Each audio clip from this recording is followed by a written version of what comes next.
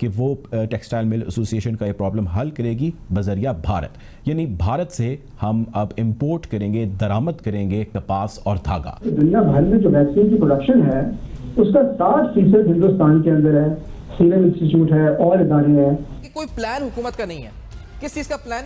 Vaccine खरीदने का कोई प्लान मौजूद नहीं है। इन्हिसार सिर्फ इस बात पर कर रहे हैं कि या तो इस पूरे मुल्क के अंदर सबको हो जाए जो हर्ड इम्यूनिटी कहते हैं और उससे लोग खुद सेहतयाब होकर अपने एंटीबॉडीज बना लें कोरोना के, या दूसरी जो हिकमत अमली है वो ये है कि हमें डोनेशन में, यानी आसान अल्फाज में कहें तो खैरात में हमें वैक्सीन मिल जाए। आपने सबसे पहले घबराना नहीं है।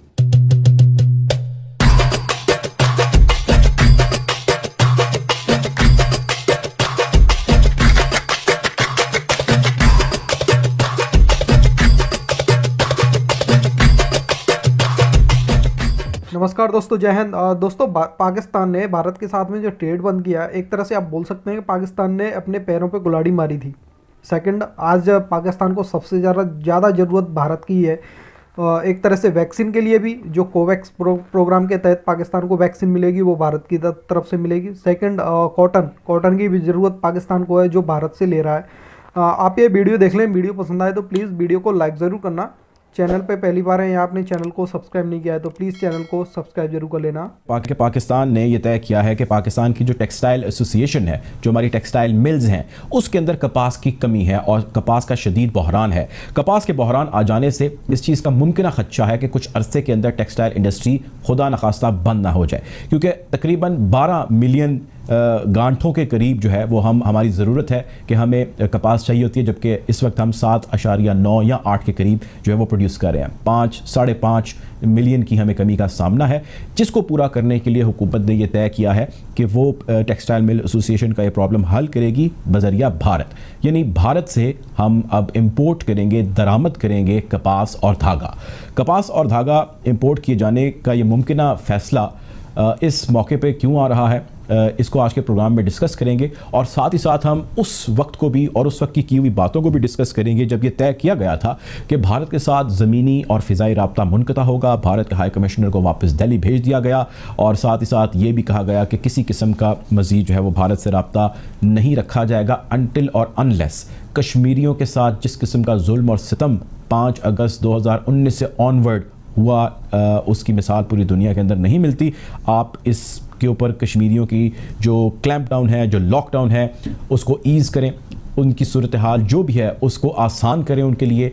उसके बाद हम आपके साथ बैठेंगे और बैठ के सबसे पहले हम आपके साथ कश्मीर की बात करेंगे। हमें इकनॉमिकली तो ज़्यादा फ़ायदा है तो हम इसकी जाने बढ़ रहे हैं। दूसरे मुल्कों से ये भी सुनने में आ रहा है कि ये महंगी पड़ती है इसलिए भारत की जाने बढ़ते हैं।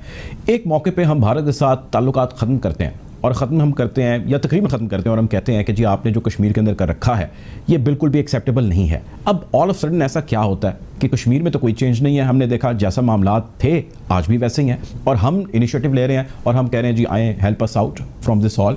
ये किस किस्म की मूवमेंट है, इसको आप कैसे देखते हैं? देखिए, ये 3 डिफरेंट चीज़ें हैं। एक तरफ असूल मौक़िफ़ है, एक तरफ डिप्लोमेसी और सियासत है और एक तरफ इकनॉमिक रियलिटीज़ है। हमें अपने असूली मौक़िफ़ से तो बिल्कुल पीछे नहीं हटना चाहिए और हिंदुस्तान ने जो कश्मीर में किया और जो कर रहा है उसकी ना मिसाल मिलती है और ना ही उसको किसी सूरत हमें एक्सेप्ट करना चाहिए। लेकिन हमने ये भी देखना है कि बॉर्डर के ऊपर जो क्लैशेस हुए उससे हमारा जो जानी नुकसान हुआ, जो हमारा और किस्म का नुकसान हुआ, वो हम कितना अफोर्ड कर सकते हैं। और इसी तनाजुर के अंदर आपने देखा कि हाल ही में सीज़ फायर का ऐलान हुआ, जो कि मैं समझता हूँ कि पीस की तरफ एक कदम है। तो सीज़ फायर का हरगिज़ ये मतलब नहीं कि पाकिस्तान ये कहता है कि कश्मीर हिंदुस्तान का एक पार्ट बन जाए, लेकिन ये जरूर है कि फौरी तौर पर टेम्परेचर में कुछ कमी आई। अब आती है इकोनॉमिक रियलिटी। देखिए, हमें ये समझना पड़ेगा कि हम एक इकोनॉमिकली इंटीग्रेटेड वर्ल्ड में रहते हैं। आपने देखा कि अमेरिका और चीन की कितनी कश्मकश और टसल थी। ट्रंप ने आकर कुछ सेंक्शन लगाई लेकिन बावजूद उसके उनकी ट्रेड जारी रही। ये जो इकोनॉमिक रियलिटीज है, इकोनॉमिक रवाबित है, ये दुनिया की जरूरत है। इनको आप टोटली कट ऑफ नहीं कर सकते और अगर आप इसको कट ऑफ करेंगे तो उसकी एक कॉस्ट है। और इसकी मैं आपको 2 मिसालें देना चाहता हूँ। एक मिसाल तो हम डिस्कस कर रहे हैं कि आपके पड़ोस में आपके पास आपको धागा मिल रहा होगा, वो सस्ता भी होगा, वो 10 दिन के अंदर आपके मुल्क में भी आ सकता है। उसके बावजूद आप महंगी धागे की तरफ जाएंगे और वहां से इंपोर्ट करेंगे जहां से आने में 45 दिन लग जाएंगे। उतनी देर में ऑर्डर लोगों के कैंसिल हो जाएंगे। तो एक तो ये एग्जाम्पल है। दूसरी तरफ आजकल हम एक बहुत बड़े मसले से गुजर रहे हैं जिसका नाम कोविड-19 है, और आपको पता है कि पाकिस्तान को बावजूद कोशिश के कोविड-19 की बहुत ज्यादा वैक्सीन नहीं मिल सकी। कुछ तो हमें चीन से आ रही है और कुछ जो कोवैक्स अलायंस है वो वैक्सीन देंगे, लेकिन पाकिस्तान ने अभी तक अपने तौर पर कोई ऑर्डर बुक नहीं किया। इसलिए बड़ी वजह यह है कि दुनिया भर में जो वैक्सीन की प्रोडक्शन है उसका 60% हिंदुस्तान के अंदर है, सीरम इंस्टीट्यूट है और इदारे हैं। तो जब आप इस तरह के रवाबित को मुनक़ता करते हैं तो उसके इम्प्लीकेशन कई तरफ आते हैं। तो मेरे ख्याल में पाकिस्तान को असूलों में समझौता तो नहीं करना चाहिए, लेकिन इन इकोनॉमिक रियलिटीज को मद्देनजर रखकर। तो हसन साहब, क्या पाकिस्तान को ये फैसला करते वक्त नहीं सोचना चाहिए था, हुकूमत पाकिस्तान को, जब हमने 5 अगस्त 2019 से ऑनवर्ड जब वहाँ पर कर्फ्यू लगा, क्लैंपडाउन लगा, लॉकडाउन लगा, हमने उसके बाद फैसला लिया, हमने ज़मीनी फ़िज़ाई राब्ते मुनक़ता किए, हमने इनके साथ ट्रेड जो है वो रोकी, और हमने कहा जब तक आप इनको ईज़ नहीं करेंगे, इनके ऊपर से कर्फ्यू नहीं लिफ्ट करेंगे, तब तक तो हम ऐसा कुछ भी नहीं करेंगे और हमें कश्मीर से ही गुफ्तगू का आगाज़ करना चाहिए। तो वो सारा काम गया सर। देखिए, बात यह है कि जब ये वाक़या हुआ तो उस वक्त पाकिस्तान ने अपनी डिप्लोमेटिक ऑप्शन असेस की। हाई कमिश्नर को हमने वापस भेज दिया। जी, हाई कमिश्नर को भी हमने वापस भेज दिया दिल्ली।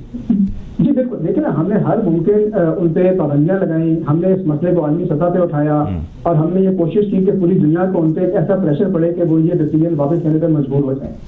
ऐसा नहीं हो सका, ठीक है। लेकिन अब पाकिस्तान लामहदूद मुद्दत के लिए ये जिद नहीं लगा सकता कि जी देखिए हम आपके साथ ट्रेड नहीं करेंगे, हम आपके साथ हर वक्त एक जंगी हालत में रहेंगे।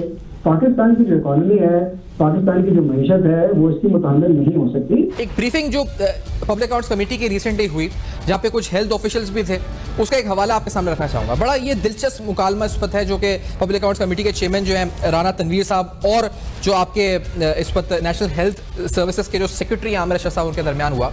इसमें अगर आप देखेंगे तो अंदाजा ये हुआ जब ये पब्लिश हुआ, ये पूरा जो इस वक्त सामने आया हमारे, तो उससे लगा ये कि कोई प्लान हुकूमत का नहीं है। किस चीज़ का प्लान?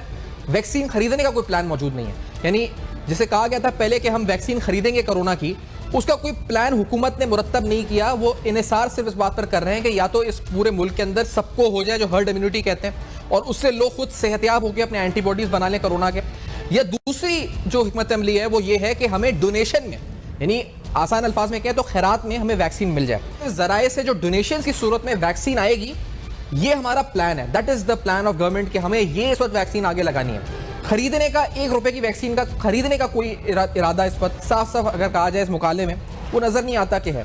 अगर हम कहें ओवरऑल स्ट्रेटजी यही है कि या तो हर्ड इम्यूनिटी यानी लोगों को खुद से बीमारी हो जाए, बीमारी होने के बाद लोग खुद से सेहतयाब होकर एंटीबॉडीज बना ले, या दूसरी इस वक्त स्ट्रेटजी ये है कि हम वैक्सीन खरीदे नहीं बल्कि हमें वैक्सीन डोनेशंस में चीन से मिले, WHO से मिले, कोवैक्स, जावी, जो इदारे इस वक्त वैक्सीन फराहम कर रहे हैं उनके थ्रू हमें ये वैक्सीन मिल जाए और हम वो अपने लोगों को लगा दें।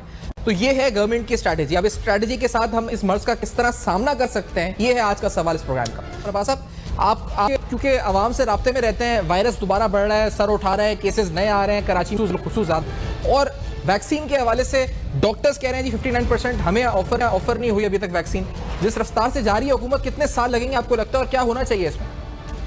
सर देखें, जब तक दोबारा से वही सारा कंट्रोल सिस्टम नहीं आएगा कि सारी चीजें आगाह की जाएं कि आज कितने लोगों को वैक्सीन लगी है, कहाँ लगी है। अच्छा, अगर आप सिर्फ पैरामेडिकल स्टाफ को लगा रहे हैं वैक्सीन या जान बचाने वाले अमले को लगा रहे हैं, तो यार हम भी तो जान बचा रहे हैं, हम भी तो फ्रंट लाइन पे काम कर रहे हैं। सोशल वर्कर हमसे क्यों नहीं रब्ता किया अब तक किसी ने?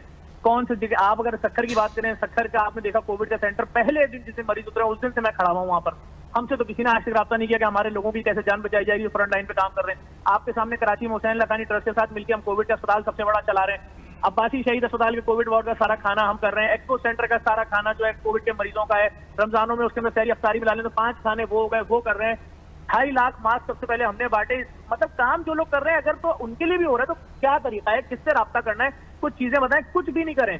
इलाकों, मोहल्लों और छोटी आबादियों में जो क्लिनिक और डिस्पेंसरी है ना, सिर्फ एक बार वो विजिट कर लें और रश देख लें इस वक्त वहां पर क्या है। जहां 100 मरीज आता था वहां 500 मरीज है। क्यों?